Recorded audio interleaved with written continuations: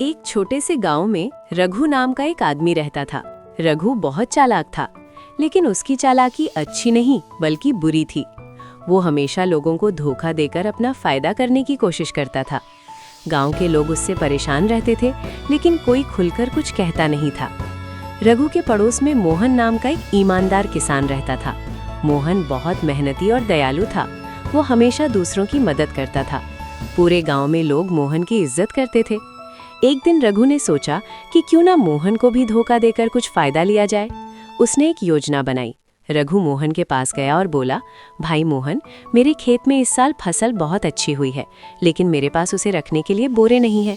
क्या तुम मुझे अपने कुछ बोरे दे सकते हो? मैं फसल बेचकर तुम्हें नए बोरे खरीद कर लौटा दूंगा। मोहन सीधा साधा इंसान था।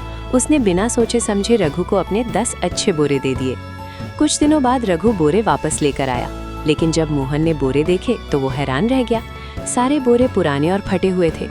मोहन ने कहा, रघु, मैंने तो तुम्हें नए बोरे दिए थे, ये इतने पुराने कैसे हो गए?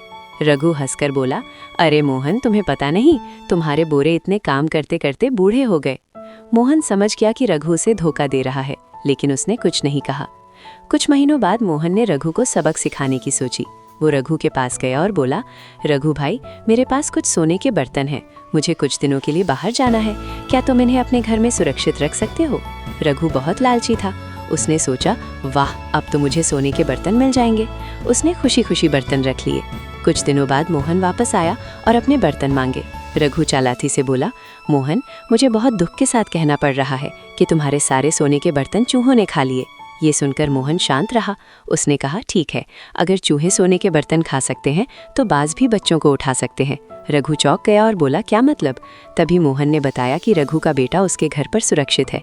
जब तक रघु उसके सोने के बर्तन वापस नहीं करेगा, उसका बेटा भी वापस नहीं मिलेगा। ये सुनकर रघु डर गया। उसे अपनी गलती का एहसास हुआ।